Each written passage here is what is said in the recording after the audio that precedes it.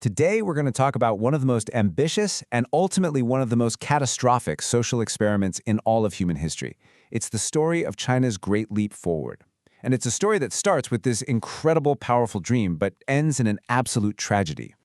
Just look at this image. This right here was the dream. It promises this amazing future of just limitless abundance, Modern tractors literally parting the waves and a whole nation surging forward with this unstoppable strength.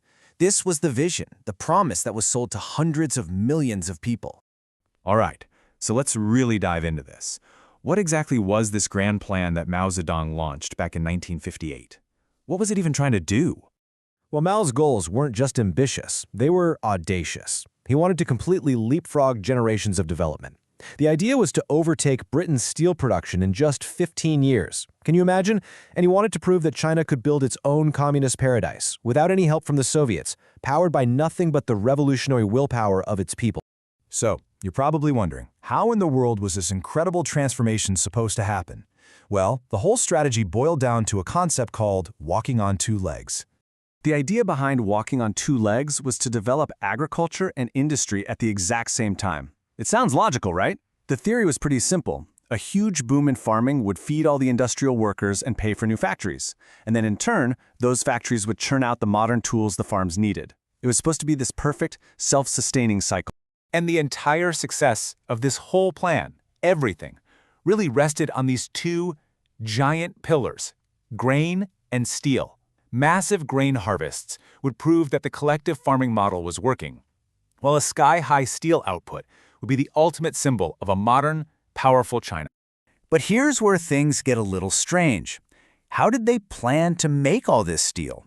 Not with huge, modern factories. No, the idea was to put a tiny, backyard furnace in every single village and every urban neighborhood across the entire country. But almost right away, the gap between this incredible dream and the harsh reality started to widen, and it led to some absolutely devastating consequences. So remember this image, the promise of prosperity, those tractors parting the waves. That was the vision. Now, let's look at what really happened. This quote just cuts right to the heart of the catastrophic flaw in the whole plan. While the entire country was obsessed with making metal, the harvests, the first leg of the strategy, were literally just rotting in the fields. It was like one leg was kicking frantically in the air while the other one had completely collapsed underneath it.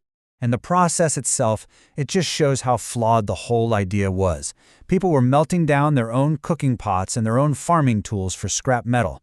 Entire forests were chopped down for fuel. And then you had peasants with absolutely no experience trying to smelt it all down. The result wasn't steel. It was something called pig iron, this brittle, low-quality metal that was almost completely useless. And at the very same time, that agricultural leg was collapsing too. So-called revolutionary farming techniques, like planting seeds way too close together, were forced on farmers. These methods went against basic science and, no surprise, they led to massive crop failures. So, what happened when someone actually dared to speak the truth? Well, when a high-ranking official, Marshal Peng Deguai, saw the disaster unfolding and warned Mao, he wasn't thanked. He was publicly shamed and kicked out of his job. The message was sent loud and clear. Ideology was more important than reality, and if you spoke out, you'd be crushed.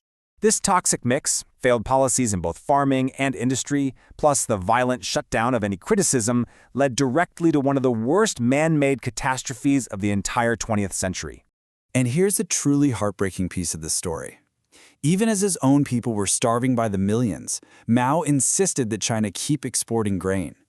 It was all about saving face. Keeping up the illusion of success to the rest of the world was more important than preventing mass death at home. The human cost of this failed experiment it's just staggering.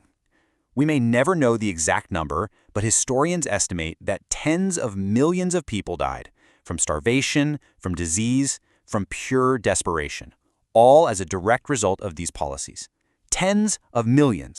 So let's take a look at the aftermath and what the ultimate takeaways from this incredibly tragic period in history really are. It's amazing how fast the dream died. It was launched with so much fanfare in 1958, but by the very next year, it had already created a devastating famine. The failure was so obvious that Mao himself had to step down as state chairman. And finally, in 1961, the government was forced to officially end the whole program and start the humiliating process of importing grain to feed its starving population. And that brings us to the central, haunting question of the Great Leap Forward. How can a nation's dream for a better future, fueled by the revolutionary energy of millions of people, lead to its greatest disaster? It remains one of history's most terrifying lessons about the dangers of an ideology that simply refuses to bend to human reality.